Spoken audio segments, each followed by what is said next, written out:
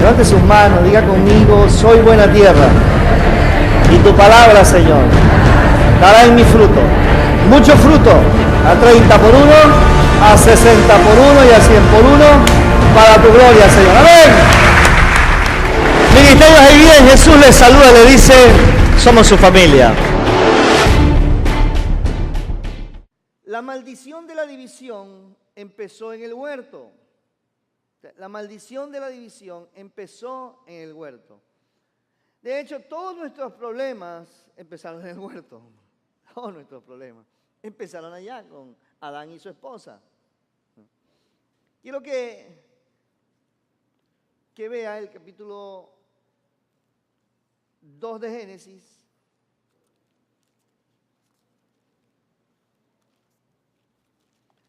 Capítulo 2 de Génesis.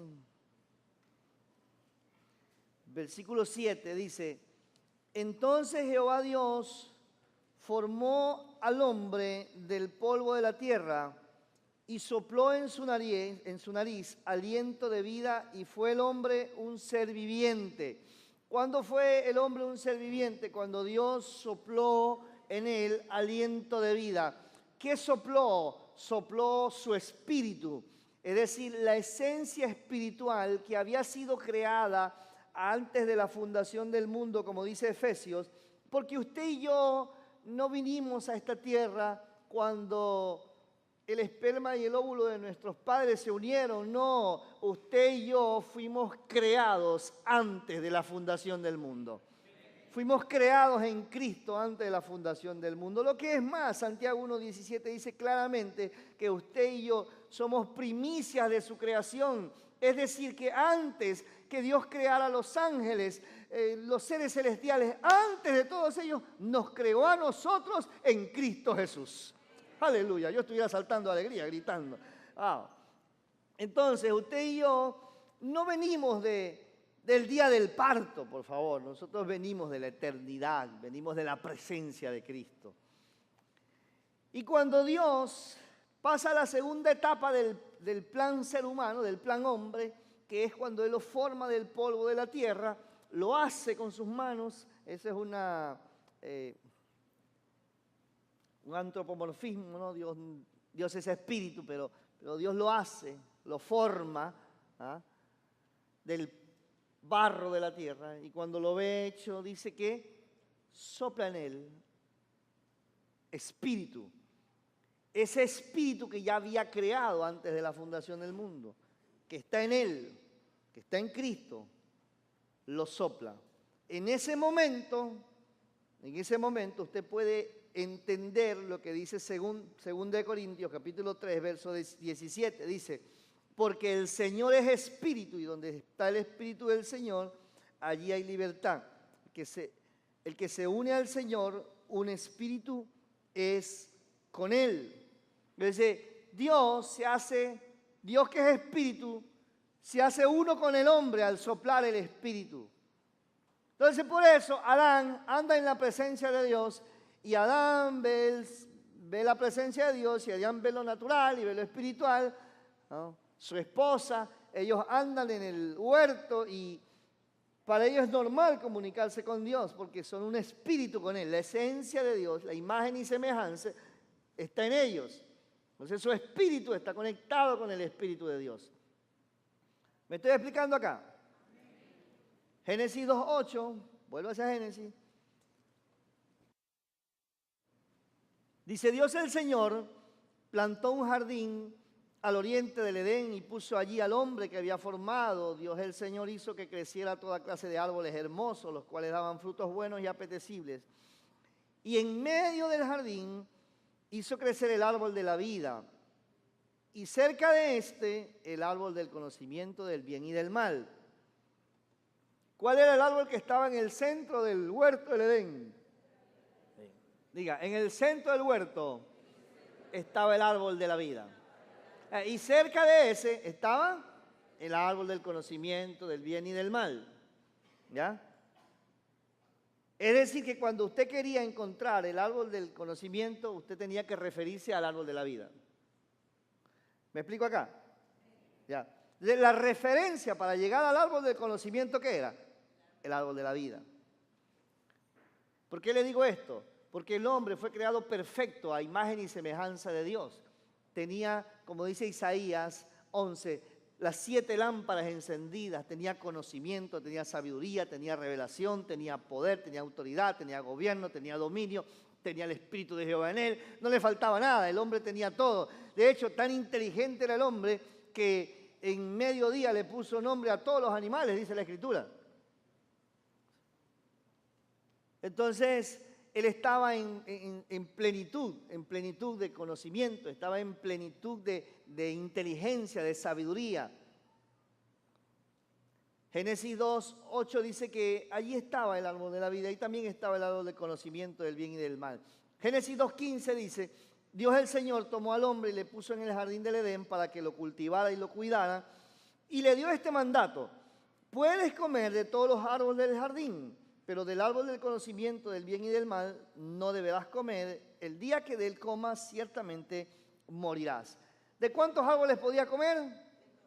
¿De cuántos podía comer? De todos. Pero había uno del que no podía comer. ¿Cuál era la consecuencia? Morir. Dios le dijo, come de todo, todo es tuyo, pero de ese de allí no comas, porque si comes, vas a morir. Estaba claro, ¿no? Estaba clara la instrucción, ¿sí o no? Estaba clara la instrucción, no había cómo perderse. Luego Dios forma a la mujer de la costilla de Adán, la hace, se la trae a ellos, los casa, los establece en el huerto, ahora ya como pareja, como matrimonio, como familia. Y Adán, como cabeza, lo primero que hizo fue llevarla a su esposa y decirle, mira, de todos los árboles podemos comer, pero de ese que está allí se llama el árbol de la vida. Y ese que está para acá se llama el árbol del conocimiento, del bien y del mal. De ese no hay que comer. ¿Y por qué no hay que comer? El Padre dijo que no hay que comer porque si comemos de ahí,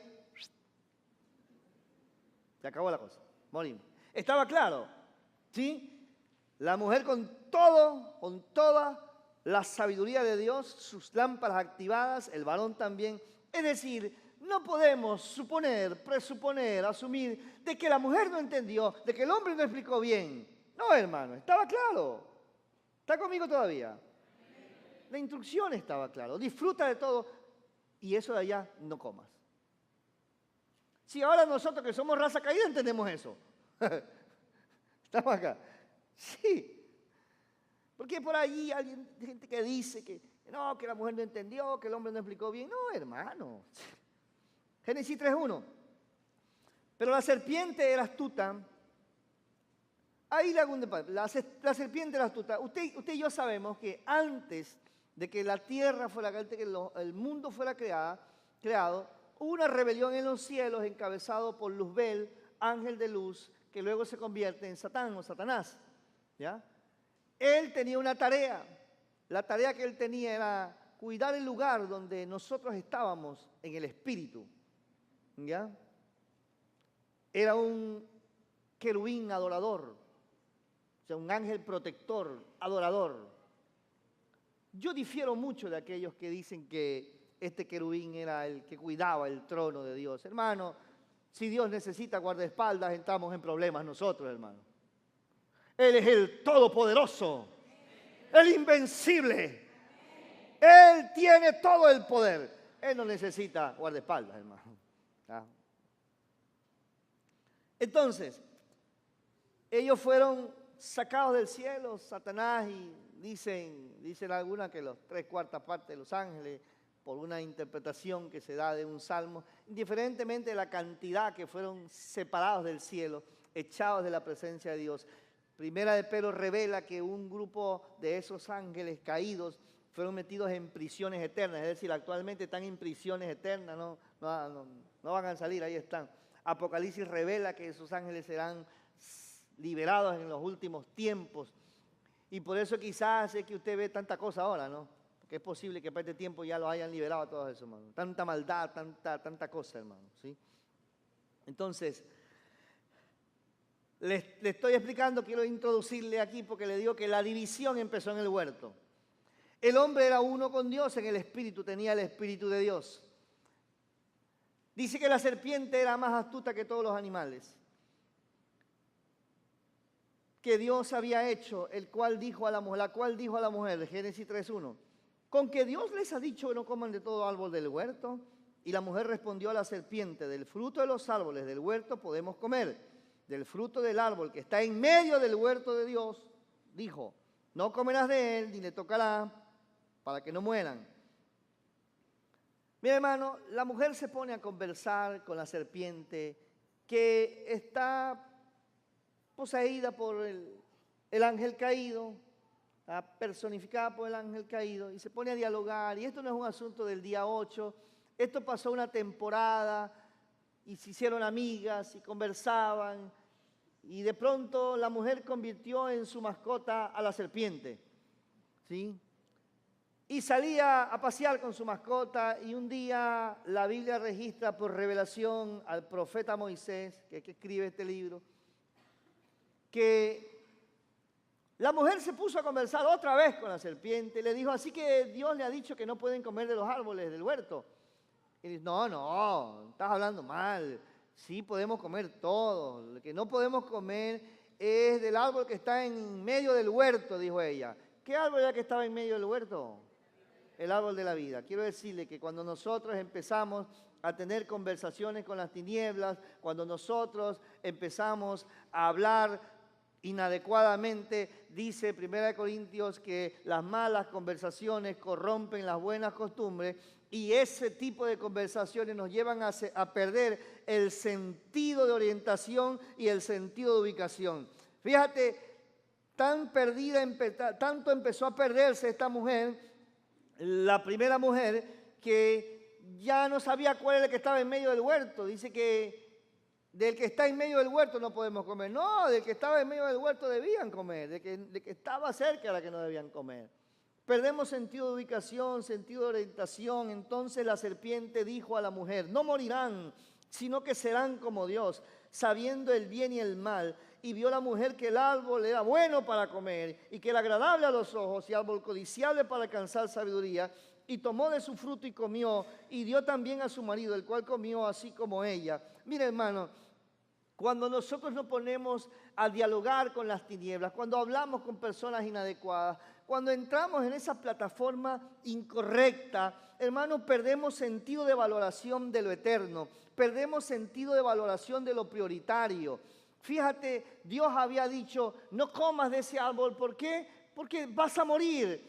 Pero llegó un momento que por esa conversación, ahora dice que la propuesta del ángel caído fue, come del árbol, porque el día que tú comas del árbol vas a ser como Dios.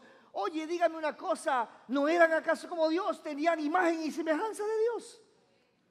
¿Cuál era la diferencia? Ellos todavía no conocían el bien y el mal. No tenían el conocimiento, la ciencia del bien y del mal. Entonces, ese conocimiento no estaba todavía accesible a ellos. ¿Por qué? Porque tenía que venir un proceso de revelación para sus vidas, y ese conocimiento iba a llegar a sus vidas. Entonces, ¿ellos qué hicieron? Ellos dijeron, aceptaron la propuesta del ángel caído. ¿Y qué fue lo que comieron? Comieron un fruto que se llama conocimiento de la ciencia del bien y del mal. ¿Qué fruto era? No sé, hermano. No sé. El hombre comió la mandarina, la mujer la papaya. Y por eso hay esos problemas, ya. Pero indiferentemente, ¿qué fue? Fue conocimiento de la ciencia del bien y del mal. Que Dios dijo, no comas porque el día que comas de eso morirás. Mi pregunta es, ¿murió el ser humano? ¿Murió el ser humano? A ver, diga con voz alta, ¿murió o no murió? ¿Sí o no? ¿Cuántos dicen sí? Vamos a hacer una votación aquí. ¿Cuántos dicen no? ¿Murió? Los que no saben, alza la mano. Aquí dice, no, para no equivocarme, mejor no alzo la mano. Equivóquese, que equivocando nos aprendemos. Murió, claro que murió espiritualmente. El hombre se dividió, se separó de Dios. La muerte significa separación. En el momento en que el hombre come del fruto que Dios le dijo que no comas, en ese momento muere espiritualmente. Es decir, el hombre que era espíritu, alma y cuerpo, su espíritu, que tenía la presencia del Espíritu de Dios. Póngame atención con esto, porque esto es crucial. Dios sopla espíritu, el espíritu que había creado, pero en ese espíritu le sopla su espíritu, porque es el Espíritu de Dios que nos da vida. ¿Estamos acá? El hombre peca. ¿Qué pasa en ese momento? La desobediencia, el pecado no es compatible con Dios. ¿Qué hace Dios? Se aparta de él. El Espíritu de Dios se aparta del hombre. Y como el Espíritu de Dios es el que da vida, el espíritu del hombre muere. Muere o entra en estado de adormecimiento, muerto, dormido delante de Dios. ¿Por qué? Porque lo que le da vida es el Espíritu de Dios. Como entra el pecado, la desobediencia, el Espíritu de Dios sale. Dios no es compatible con el pecado. Dios no habita con el pecado. Dios ama al pecador, pero Él no habita con el pecado. Muere el hombre. Claro, sigue andando, pero ahí se convierte en alma y cuerpo. Y la división que fue dada en el Espíritu ahora se baja al alma. Y en el alma se dan todos los problemas de la división desde el huerto hasta este día. El yo siento, yo creo, es mi idea. ¿Están acá conmigo todavía? ¿Sí estoy siendo claro? Porque necesito que usted entienda esto para poder empezar, hermano. ¿Sí? Perdemos sentido de orientación, perdemos sentido de ubicación, perdemos sentido de valoración del eterno, perdemos sentido de lo prioritario. Dice que entonces le fueron abiertos los ojos y conocieron que estaban desnudos. Mi pregunta, antes del pecado, ¿estaban desnudos o estaban vestidos? Estaban desnudos, pero hay una diferencia. Génesis 2:25 dice, y ambos estaban desnudos, Adán y su mujer, y no se avergonzaban. Antes del pecado, el hombre y la mujer estaban desnudos, no tenían ropa. Y ellos dicen que no se avergonzaban, pero a consecuencia del conocimiento de la ciencia, del bien y del mal, del fruto inadecuado que comieron, ahora cuando se miraron, ¡uy! Le dijo Adán, mujer, anda, ponte algo, que estás desnuda. Y ella le dijo, tú también pues.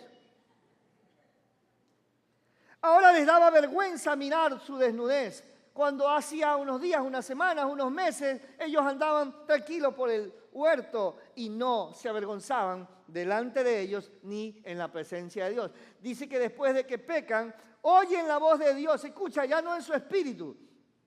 Ya Dios no le habla directamente, sino que dice que oyeron la voz de Jehová Dios que se paseaba en el huerto. Dios se pasea en el huerto y habla. Adán, where are you? Where are your wife? ¿Dónde estás tú? ¿Dónde está tu esposa? Y dice que hicieron ellos, salieron a recibirlo. No, y el hombre y su mujer se escondieron de la presencia de Jehová entre los árboles del huerto. Se fueron a esconder. Hace unos días, hasta el día anterior, el mismo día, oían la voz de Dios y salían y estaban en comunión ellos, eran uno con Dios, eran uno entre los dos, pero ahora oyen la voz de Dios y se esconden, huyen de su presencia. ¿Por qué? Por causa de la división. La división trae vergüenza, la división trae separación, la división trae muerte, la división es una maldición. Por eso es que usted y yo tenemos que vivir en perfecta unidad como la iglesia de Jesucristo. Amén. Amén. Eso amén tan extraño, pero vamos a seguir predicando. Váyase a Juan capítulo 17. Sobre esa plataforma le quiero enseñar esta mañana, ¿sí? Ahora sí vamos a empezar. ¿Estamos listos? ¿Ya? ¿Dónde empezó la división? ¿Dónde se aloja la división? En el alma. Diga, la división empezó en el huerto. La división se aloja en el alma. Entonces, cuando hay división en una familia, cuando hay división en una casa, cuando hay división en una empresa, cuando hay división en la iglesia, entonces es un problema de un alma no sanada, de un alma herida, de un alma rebelde, de un alma con algunas características. Por eso Jesús está orando en Juan capítulo 17. El capítulo 17 de Juan es lo que algunos teólogos llaman la oración sumo sacerdotal de Jesús. ¿Quién era el sumo sacerdote? Era el máximo de los sacerdotes en el Antiguo Testamento. El sumo sacerdote hacía una actividad que era única en él, y es que una vez al año, en el día de la expiación, él entraba con sangre al lugar santísimo para orar pidiendo perdón por los pecados de él y por los pecados del pueblo. Una vez al año era posible recibir el perdón de Dios, una vez al año, ¿sí? El perdón de los pecados. Los pecados eran cubiertos en ese momento, pero tenía que un hombre entrar con sangre. Entonces Jesús en Getsemaní empieza a derramar su sangre. Y cuando termina de orar en Getsemaní, Juan capítulo 17 registra esta oración. Entonces es lo que algunos llaman la oración sumo sacerdotal de Jesús. Jesús ya empezó a derramar sangre en Getsemaní. Luego lo van a detener, lo van a golpear y hasta la cruz del Calvario al día siguiente, 3 de la tarde, cuando Jesús muere. Él entra al lugar santísimo. La diferencia es que Jesús entra una vez y para siempre para librarnos de todos nuestros pecados, darnos salvación y vida eterna. Aleluya. Él entró como nuestro sumo sacerdote una sola vez y para siempre. Entonces Jesús está allí orando, intercediendo. Y ora por usted, ora por mí, ora por los discípulos de todos los tiempos. Versículo 7 leímos, versículo 11, ya no estoy en este mundo, mas estos están en el mundo. Y yo voy a ti, Padre Santo, a los que me has dado, guárdalos en tu nombre para que sean uno. Regreso un poquito, versículo 8 del 17 de Juan. Porque las palabras que me diste les he dado, y ellos las han recibido, y han conocido verdaderamente que salí de ti, y han creído que tú me enviaste. Yo ruego por ellos. No ruego por el mundo, sino por los que me diste, porque tuyos son, y todo lo mío es tuyo, y todo lo tuyo mío, y he sido glorificado en ellos. De nuevo, y ya no estoy en el mundo, mas estos están en el mundo. Yo voy a ti, Padre Santo, a los que me has dado, guárdalos en tu nombre para que sean uno, así como nosotros. La primera oración que Jesús hace tiene que ver con protección extrema. Diga, protección extrema. ¿Por qué? Porque dice que estamos en el mundo.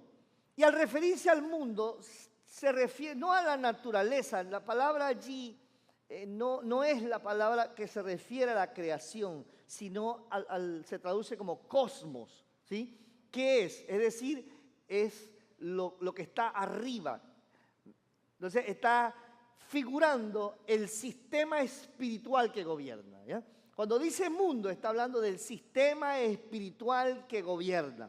Entonces nosotros vivimos en este planeta que tiene un sistema espiritual que la Biblia le llama mundo, ¿ya? Y cuando se refiere al mundo, directa o indirectamente, nosotros estamos influenciados por el espíritu de este mundo. Dice otro pasaje, por el Dios de este siglo y también por la provisión que hay. Y al hablar de la provisión, no estoy hablando de las cosas naturales, de las cosas materiales, no estoy hablando del carro, del televisor, no estoy hablando de esas cosas, estoy hablando de la provisión espiritual de este mundo. Porque escúcheme, todo sistema tiene una provisión. Todo sistema tiene una provisión. Que esa provisión te mate, te enferme, te enloquezca, te sane, lo que sea, pero todo sistema tiene una provisión. El sistema del mundo tiene la siguiente provisión. Mire, hermano, usted y yo estamos en el mundo, no podemos evitar, no podemos vivir en una burbuja. ¿Estamos acá? No podemos vivir en una burbuja. Por eso tenemos que seguir orando, hermanos, para que en esta nación no se aprueben leyes que vayan contra los diseños de Dios. ¿Por qué? Porque si no tocará sacar a los chicos de las escuelas, en los colegios y hacer educación en el hogar, hermano, por los niveles de contaminación. ¿Ah? Pero tenemos que preparar a nuestros hijos, porque nuestros hijos son los que tienen que gobernar en esta nación, hermano. Claro que sí. En todas las esferas, hermano. Oremos por nuestros jóvenes, los próximos asambleístas, diputados, presidentes, alcaldes, concejales, tienen que estar en nuestras iglesias. Tienen que estar, hermano. Pero no porque hace un partido político a la iglesia ni esas cosas, hermano, sino porque son gente de reino, con entendimiento, de gobierno. Los mejores profesionales tienen que ser los que sirven a Dios, que honran a Dios, que respetan la vida en todas las esferas. ¿Está aquí conmigo todavía? ¿Ya? Por cierto, no va a ser candidato de nada. Por si acaso alguien vaya a salir por ahí con un Twitter medio extraño, ¿no? Primera de Juan 2:15 y 17, 16 y 17. Búsquelo, por favor.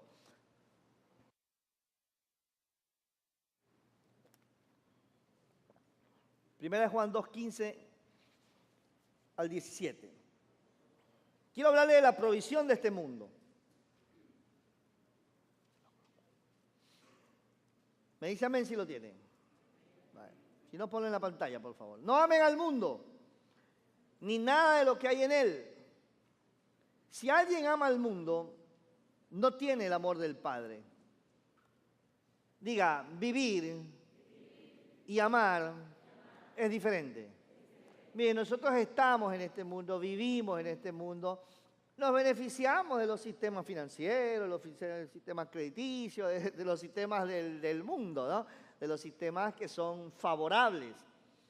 Pero otra cosa es amar el sistema, ¿sí? Amar la provisión. Entonces, eso es lo que dice, que cuando yo amo al mundo, es decir, al sistema que gobierna, porque el sistema que gobierna es contrario a Dios, entonces el amor del Padre no está en mí.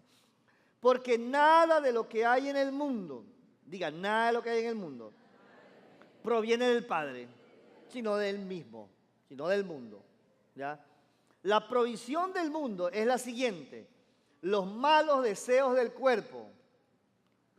Los malos deseos del cuerpo. ¿Cómo dice allí la versión del 60? Los deseos de la carne. Y usted ve, hermano, usted ve, en esta generación es donde más enfermedades de transmisión sexual hay, hermano. Es horroroso.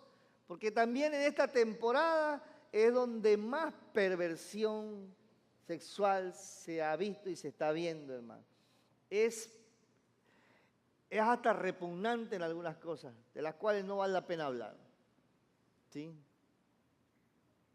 Esos son, dice, los malos deseos del cuerpo. Es lo que provee el mundo, hermano. Hay ciudades en naciones donde el turismo que se promueve es el turismo sexual. Por eso están despenalizando en ciertas naciones la edad en que los niños están autorizados a tener relaciones sexuales. ¿Por qué? ¿Qué es lo que buscan? Turismo sexual. ¿Ya? Hay naciones donde niños desde los 10 años pueden tener relaciones sexuales.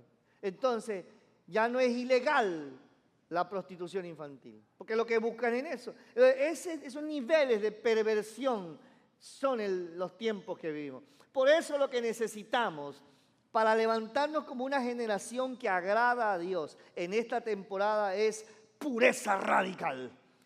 Pureza radical. Diga conmigo, pureza radical. Vamos, diga pureza radical. Eso es lo que necesitamos. Los malos deseos del cuerpo es una provisión de esta generación.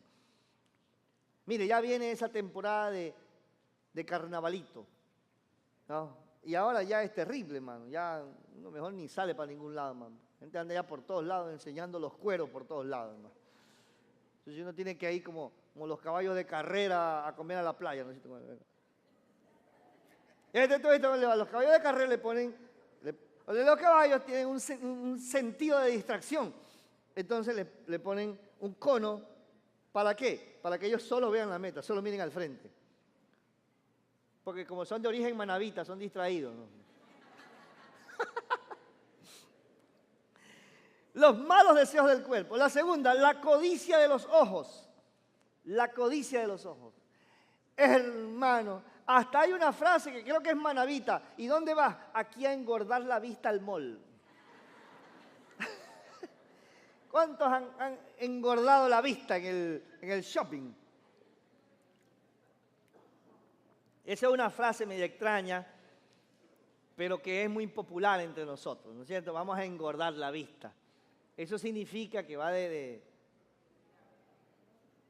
mirón. No digo el apellido porque puede haber alguien con el apellido aquí, ¿no es cierto? Se vaya a ofender, no. Va de mirón. Entonces, ¿qué va a hacer? Voy a mirar. Y entonces entra a todos los lugares y mira, nada más. Y regresa a casa. Algunos, los hombres regresamos felices y cansados. Y las mujeres cansadas y frustradas porque cada cosa que vieron querían comprar. Por eso, hermano, ore por su esposa antes de llevarla al mall cuando va a mirar nada más, a mirar. ¿Sí? Y quítele todas las tarjetas de crédito y déjela en la casa, hermano. ¿Sí? Sí, porque termina comprando, hermano. Promete, jura, se arrodilla y dice que no va a comprar y termina comprando, hermano. Es imposible, imposible entrar a una tienda con una dama, con la esposa y que no compre, hermano. Tú tienes que andar agarrando las manos, hermano. Cárgala ahí. Y dice que cargar a la esposa de la mano en el mall no es romántico, es seguridad. Sí, ¿por qué? Para que no se me meta en una tienda a comprar. Esa cosa que inventa la gente ahora, hermano. La codicia de los ojos, hermano. Es la codicia de los ojos, como tenemos sin Cristo un alma concupiscente, entonces se le va la mirada para todos lados, entonces y eso te conecta con la primera cosa, con las bajas pasiones y la lujuria y el mirar y que necesito mirar. Por eso esta generación tiene el defecto de Tomás, no, es que yo tengo que ver para creer. Y el tercero es la arrogancia de la vida, la arrogancia que proveen las riquezas, dice una versión. Cuando nosotros llegamos a tener algo de comodidad financiera, económica, entonces nos volvemos arrogantes. Aquí entre nosotros, es verdad, ¿no es cierto? Ya pasas mucho tiempo andando en tu vehículo propio, ya no te quieres subir a los buses, ¿ya? No, pues pastor, ¿cómo me voy a subir a un bus yo ahora, a este tiempo? Usted sabe, ¿no? ¿Sí? Hola, ¿están acá? No se han ido. Es la arrogancia de la vida, la arrogancia que proveen los recursos. Entonces usted ve que hay mucha gente que se vuelve arrogante, intolerante y ya cree que no necesita ni a Dios, hermano. Por eso es triste encontrar a personas sufriendo en extremos, solos, porque se pasaron toda la vida amando el dinero y amando la vida que ellos construyeron, que llega un momento en que ya nadie los soporta y están solos, porque lo único que tienen son las cosas materiales. Por eso hay que amar a Dios y amar a las personas. No hay cosa más linda, hermano, indiferentemente de tu situación económica, que llegar a casa y que en esa casa haya una familia y si los niños están pequeños, que las paredes estén rayadas y sí, si los niños están grandes, aunque tengas que irlos a buscar a la habitación, pero están allí, poderlos besar, poderlos abrazar. ¿Qué cosa más hermosa llegar a casa y que haya alguien que te diga, ¿y trajiste el pan? No, mi amor, lo olvidé de nuevo, pero ya voy a comprarlo. ¿Te parece si me acompañas? Entonces, no hay cosa más hermosa. Porque, hermano, es triste cuando tú no quieres llegar a casa porque lo único que hay en casa es una cama para dormir. Hay que amar a Dios y amar a las personas. Y quiero llamar la atención, no está en mis notas, pero quiero llamar la atención a los matrimonios. Esfuérzate por cuidar tu matrimonio. Mira, tu esposa seguro no es perfecta, porque si fuera perfecta no estuviera contigo.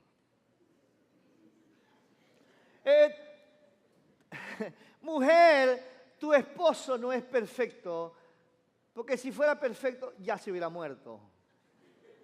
Entonces, te quiero decir una cosa, cuida tu matrimonio, porque llegará un día en que tus hijos no estarán, habrán hecho su vida, y si tú no cuidaste tu matrimonio, tu esposa no va a querer dormir contigo, porque para ella en ese tiempo serás un viejo hediondo que no quiere nada contigo, porque le vas a apestar, porque va a orar para que se muera. Sí, hermano. No estoy hablando de bromas, esto lo he hablado con ancianos, con mujeres, con hombres de mucha edad que se cansaron de sufrir años y que sufrieron por sus hijos. Yo le animo, le aliento y le exhorto en el amor de Dios. Cuide su matrimonio, cuide su matrimonio. Cómprese el libro Matrimonio Idea de Dios, hermano. Ahí hay muchos recursos de ayuda. Aproveche el tiempo en que están juntos. Los que están jóvenes, que se han casado jóvenes, cumpla la palabra. Gózate con la mujer de tu juventud y haya deleite con ella. Aleluya. ¡Hey! ¡Hey! Aplauda al Señor.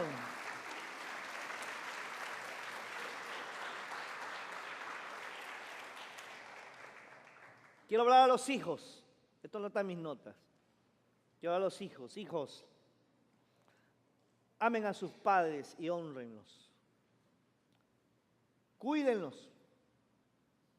Porque llega un momento que quizás ya no están. Yo tengo a mamá cerca, pero mi papá está lejos. ¿Ah? Llega un momento en que ya los padres no están, sea porque partieron a la presencia del Señor, o sea porque tú hiciste tu vida y te fuiste de la casa. Sea agradecido con tus padres. Bésalos, abrázalos, respétalos, hónralos. ¿Sabes por qué? Porque aunque tus padres para ti son raros, son extraños, aunque tus padres para ti sean anticuados, porque son de otra generación. Sí, porque somos de otra generación, hermano. Yo tengo 33 años más que mi hijo. ¿Sí? Pero yo siempre le digo a él, yo vengo del futuro. Porque yo ya pasé por donde tú estás. Entonces yo vengo del futuro. Yo estoy habitando en la cápsula del tiempo. Entonces, ya tuve tu edad y ya sé. Lo único que se diferencia en los problemas es por la tecnología, pero de ahí es lo mismo de siempre. Porque lo que provee el mundo, los malos deseos del cuerpo, la codicia de los ojos y la arrogancia de la vida no proviene del Padre. Y dice la Escritura que el mundo pasa y sus deseos, pero el que hace la voluntad de Dios permanece para siempre.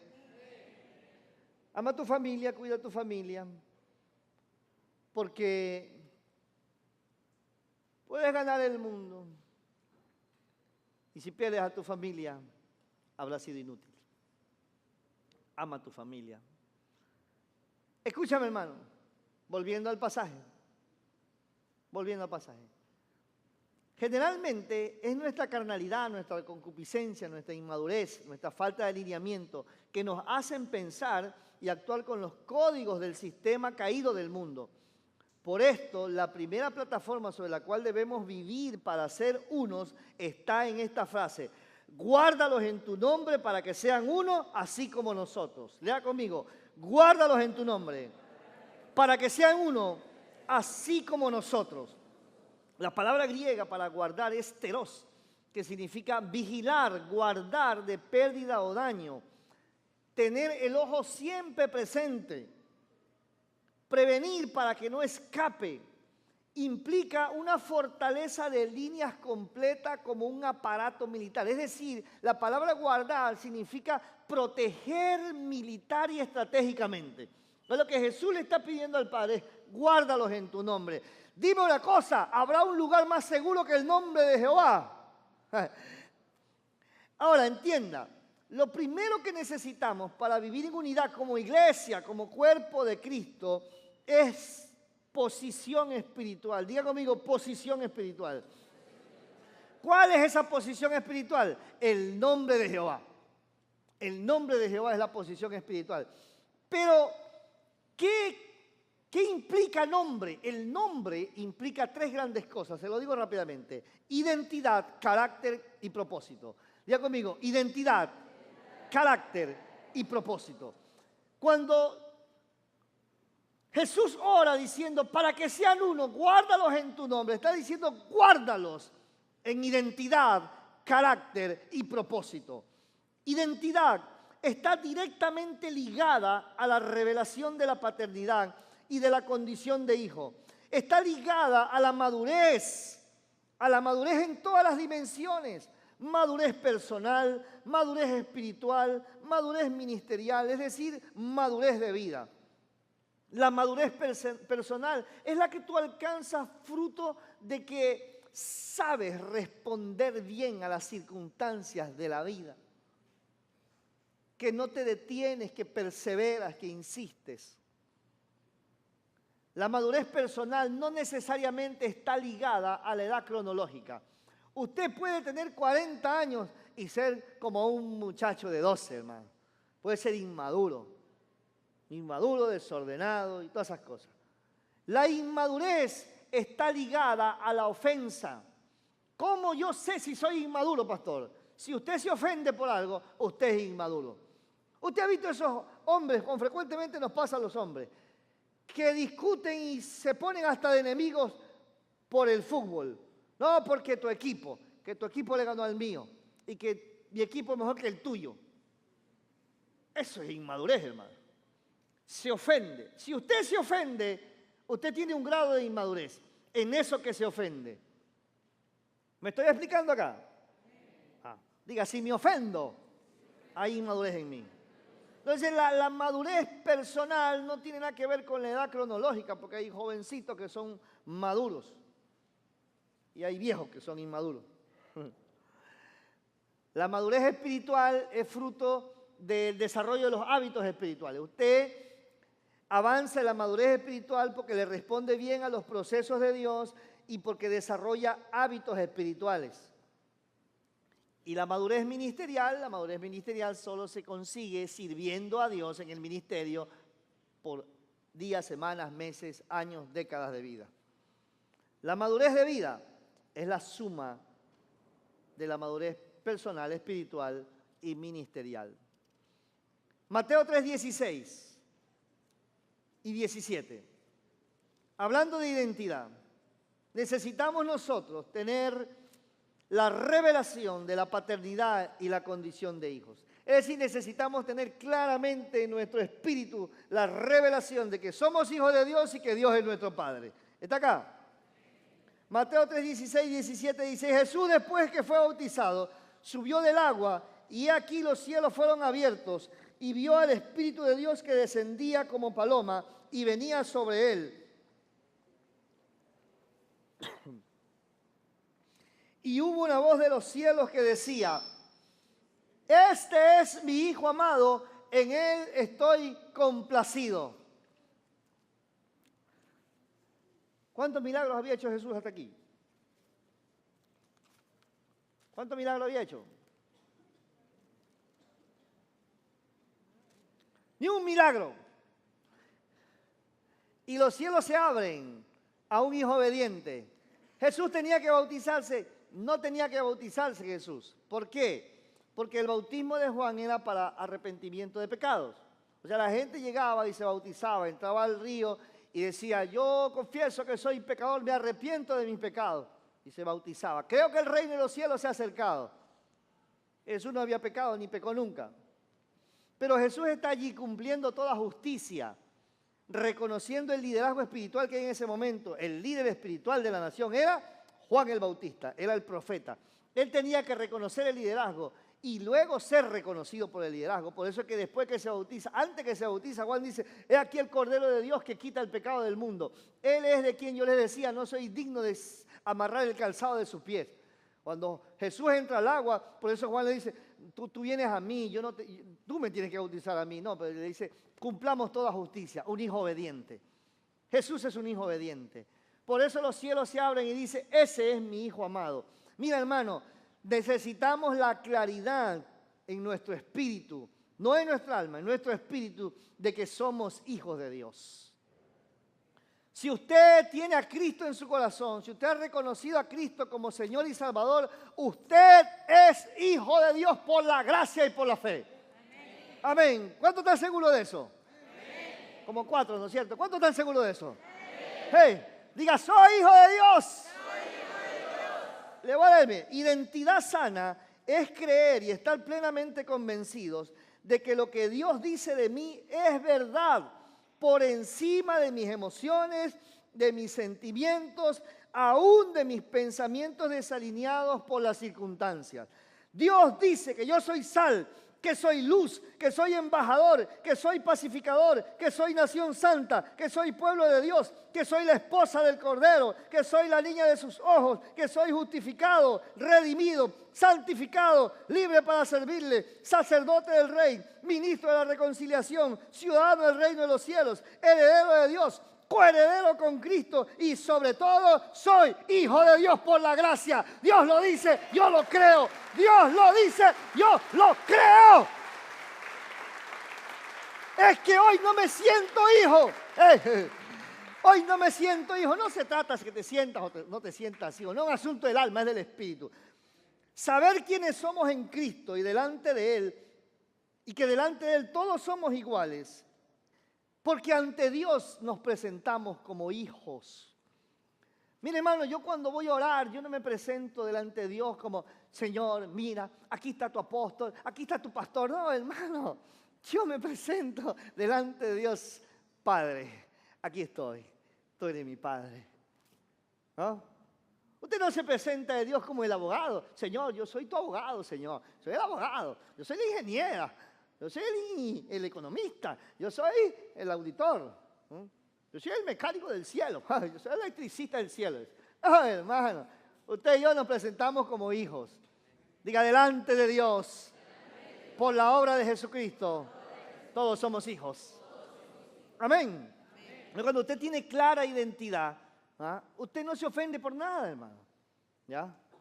Usted no puede estar en esta casa, usted nació en esta casa, está en los procesos, y los procesos de la consolidación, entonces, y tal vez yo nunca le he podido saludar, darle la mano, entonces usted dice, lo que pasa es que yo no me siento hijo, porque a mí el pastor nunca me ha saludado. Con esas cosas raras, ¿no es cierto? No, hermano, no. Usted sabe que Dios es su Padre, que usted es hijo de Él. La segunda cosa es carácter. El carácter está ligado directamente a la madurez como fruto de la respuesta favorable e inmediata a los procesos de Dios. Respuesta favorable e inmediata a los procesos de Dios hace que tu carácter madure, hace que tú avances y no te quedes estancado. Bendigo al Señor por esta familia. El día de ayer estaba en un entrenamiento y le decía, mira, bautícese mañana, no esperen. Tienen que salir corriendo ya mismo por un asunto de su empresa, pero obedece. O sea, no esperes para obedecer. ¿Ah? Si tu líder te dice, haz esto que es para bien, usted no, lo que pasa es que yo desconfío de mi líder, porque ¿qué será que me quiere hacer? No, hermano, no. 1 Pedro 2, 1:5.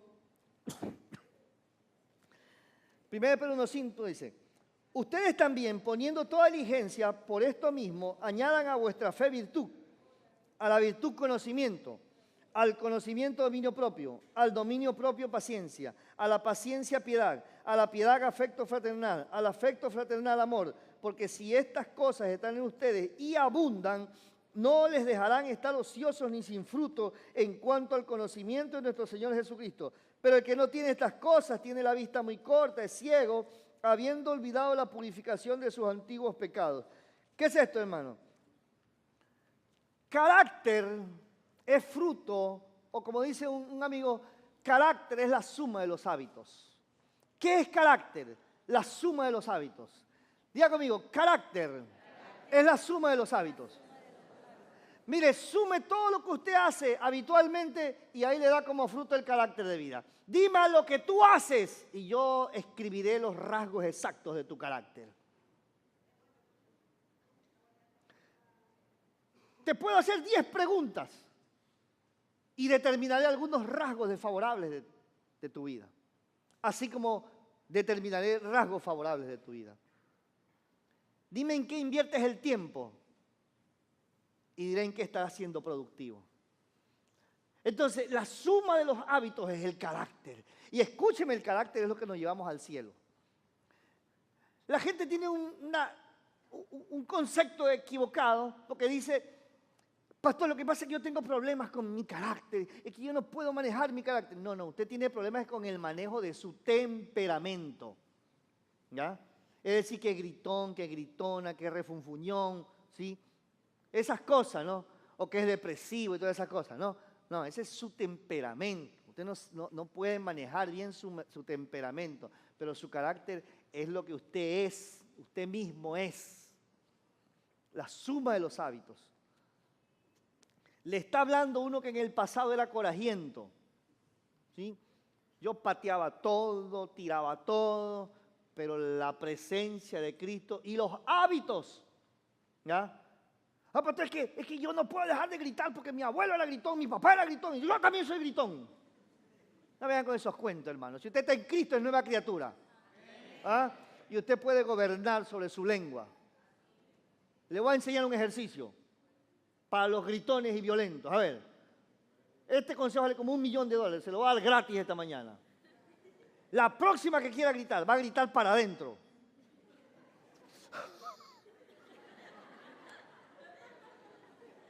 Ya sabe, va a gritar para adentro. Con cuento, hermano. Yo decía palabras, palabrotas. De mi boca salían sapos, ranas y culebras, hermano. Y aprendí a hablar con gracia. Mi consejero me dijo, mira, ¿sabe cómo va a dejar de decir palabras incorrectas? Reemplaza cada palabra incorrecta por una palabra de bendición. Y así empecé a hacerlo, ¿Ya? Hasta cuando roncaba yo roncaba, hermano. Hasta eso lo solucioné. Ya no ronco, ahora sueño que soy una moto.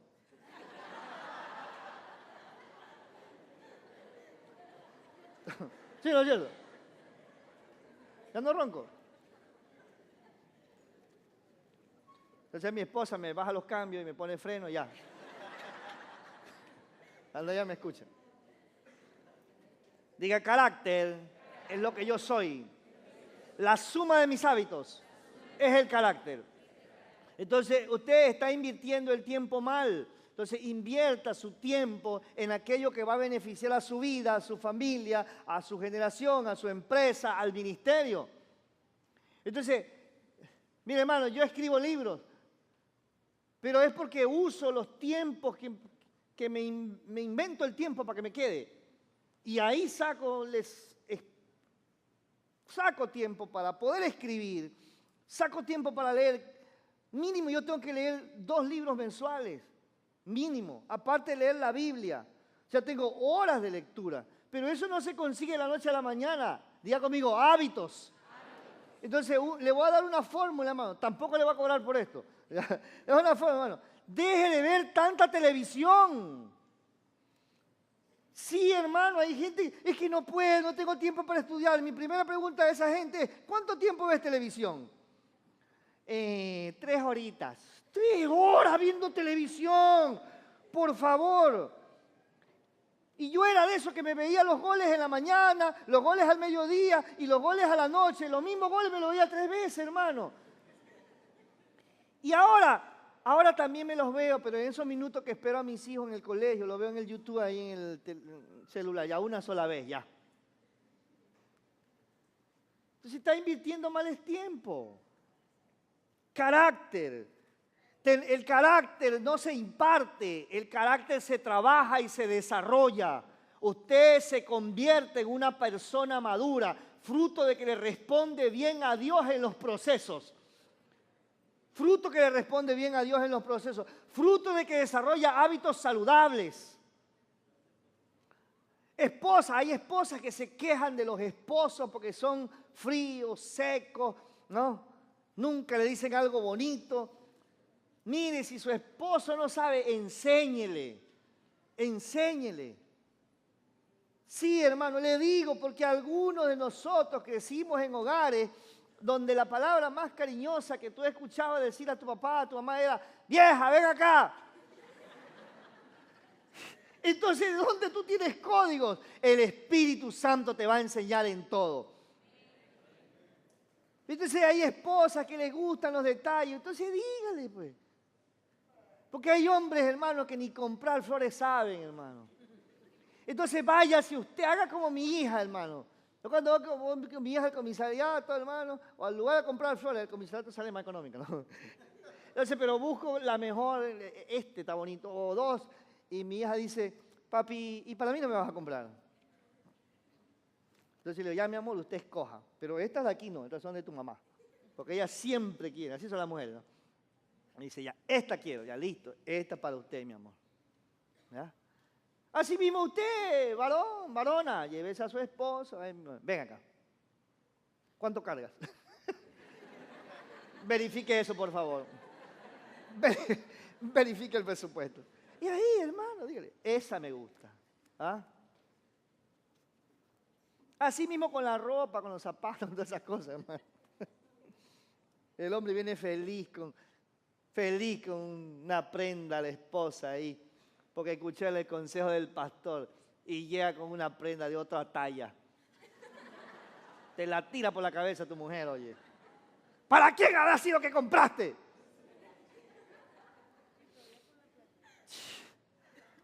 No, llévela a ella mejor. Diga, identidad, carácter. La tercera cosa, propósito. El propósito está ligado a la revelación del origen y del destino en Cristo. Está directamente vinculado con la visión de ganar y consolidar. El propósito está figurado en la Biblia en los pies. Pero la Biblia dice que el Evangelio es el calzado de los pies. Entonces, escúcheme, hermano. El propósito de Dios en tu vida está ligado a ganar y consolidar. El propósito de Dios en tu vida está ligado a ser discípulos. Es decir, tú no serás una persona de propósito hasta que estés haciendo discípulos. Puedes tener una carrera, puedes tener una empresa, pero si no haces discípulos, todavía no se completa tu propósito en la vida. Tu propósito está ligado a ser discípulos. Juan capítulo 13, verso 1 dice, hablando de que el propósito está ligado al origen y al destino. Antes de la fiesta de la Pascua, sabiendo Jesús que su hora había llegado para que pasase de este mundo al Padre, como había amado a los suyos que estaban en el mundo, los amó hasta el fin. Y cuando cenaban, como el diablo había puesto en el corazón de Judas Iscariote, hijo de Simón, que le entregase, sabiendo Jesús, ponga atención a eso, sabiendo Jesús que el Padre le había dado, ¿qué dice? Todas las cosas, y que había salido de Dios y a Dios iba. ¿De dónde había salido? Había salido. ¿Y a dónde iba? Origen y destino. Se levantó de la cena, se quitó su manto, tomó una toalla, se la ciñó, la puso en un lebrillo, comenzó a lavar los pies de sus discípulos y a enjugarlos con las toallas que tenía ceñido. Jesús no tenía problema de lavarle los pies a los discípulos, de servirle, no solo porque Él vino a servir, pese a ser Dios, sino porque Él tenía clara su identidad, Él tenía claro su origen, Él tenía claro su destino y estaba enfocado en su propósito. Propósito. Identidad, carácter y propósito son elementos necesarios y que se constituyen en una plataforma que sostiene la unidad. Jesús dijo, para que sean uno, guárdalos en tu nombre. La unidad es para manifestar identidad, carácter y propósito. Es decir, cuando la iglesia de Cristo, que somos nosotros, vivimos en unidad, le estamos diciendo a la gente, el carácter, la identidad y el propósito de Dios están en nosotros. Están en nosotros. Quiero terminar diciéndole esto. Lo primero que necesitamos es conectarnos al Padre. Es decir, que yo no tengo identidad si no sé quién es mi Padre. Dice Lucas capítulo 15 que un hombre tenía 2 hijos y el menor de ellos le dijo, Padre, dame la parte de la herencia que me pertenece. Y dice que el padre le hizo el cheque y dice que ese joven, juntando todo, vendió hasta el gato, juntó todo lo que tenía y se fue a una provincia muy lejana. Y estando en esa provincia muy lejana, desperdició toda su herencia en vicios, rameras, hizo lo que le dio la bendita y regalada gana con el dinero que era su herencia. Y la desperdició. Le quiero decir una cosa. Cuando estamos con problemas de identidad, cuando estamos lejos de Dios, apartados del Padre y apartados de la casa del Padre, por cualquier razón, dice que en esa tierra lejana, el hombre ya sin dinero, empezó una gran hambruna, una gran necesidad en esa zona. Y el hombre, como no sabía hacer muchas cosas y tampoco había mucho trabajo, fue a pedir trabajo y lo único que consiguió de trabajo fue cuidar cerdos. Y dice que estaba cuidando cerdos. Imagínense, si cuidar cerdos ahora es poca paga, hace 20 siglos también era poca paga. Y dice que el hombre no ganaba mucho y no le alcanzaba ni para el almuerzo. Y tenía tanta hambre que miraba la lavaza que comen los cerdos. Y él decía, aunque sea que me den de comer eso, él deseaba, después de haber tenido, él deseaba comer la comida de los cerdos. Pero en un momento él estaba allí en el piso cuidando los cerdos y él dijo, ¿qué hago yo aquí? Dice la Escritura que volvió en sí. Volviendo en sí, él dijo, ¿qué hago yo aquí entre los cerdos? Este no es mi lugar. En la casa de mi padre, los empleados tienen abundancia de comida. Estando lejos de la casa del Padre, estando lejos del Padre, a veces lo único que podemos pensar es en la mesa de los empleados. ¿Será que Diosito me da un rincón en el cielo a mí? ¿Usted ha escuchado eso? ¿Será que Dios, aunque sea, me acepta así como yo soy? Aunque sea yo para ir a la iglesia, para quedarme ahí sentado en una esquina. Y pensamos de esa manera. Y dice que el hombre toma una decisión y dice, este no es mi lugar.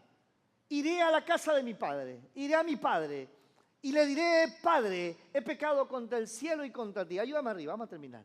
He pecado contra el cielo y contra ti. No soy digno de que me llames tu hijo. Hazme como uno de tus empleados. Y dice que el hombre se levantó de ese lugar. Póngase en pie, por favor. Dice que ese hombre se levantó de entre los cerdos y empezó la caminata de regreso a casa. Y empezó a volver a casa. Y mientras iba en el camino, él decía, le voy a decir a mi padre, Padre, he pecado contra el cielo y contra ti. No soy digno de que me llames tu hijo. Quiero que me hagas como uno de tus empleados. Dice la Escritura que cuando estaba todavía cerca, cuando estaba cerca de la casa, el padre lo vio. El padre lo vio desde lejos. ¿Qué significa eso? Que el padre todos los días salía a mirar varias veces al día. ¿Será que hoy regresa mi hijo? ¿Será que hoy regresa mi hijo? Escúchame, este padre está prefigurando a Dios y este hijo está prefigurándonos a nosotros.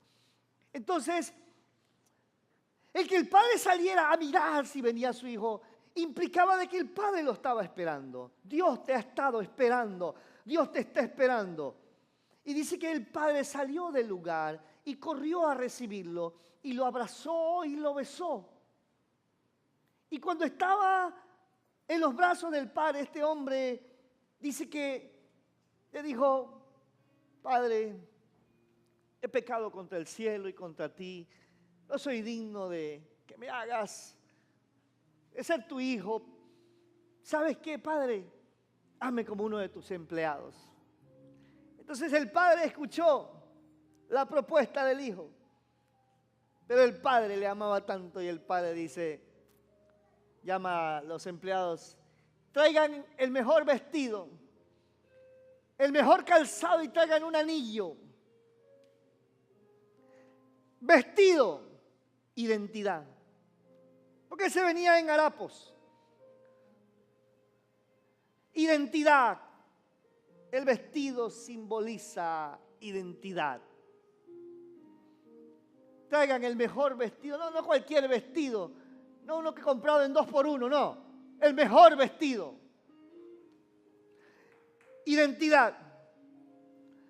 El Padre te está esperando, el Padre en sus brazos quiere perdonarte y quiere ponerte el mejor vestido y restaurarte en tu identidad. Y luego dice, póngale calzado en sus pies, porque él estaba descalzo. Calzado en los pies significa propósito. Y el Padre quiere volverte a su propósito. Y Él dice, póngale un anillo en su dedo.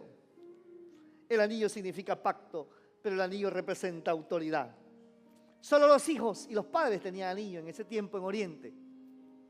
Entonces le dice, póngale un anillo en su dedo, porque quiero que todos aquí sepan que este no es un empleado, este es mi hijo. Estaba perdido, pero ha vuelto. Estaba muerto y ha resucitado.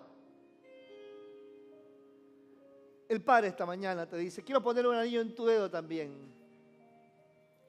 Porque aquellos que tienen carácter son los que pueden ejercer autoridad. Identidad, carácter y propósito es la provisión del Padre en esta mañana.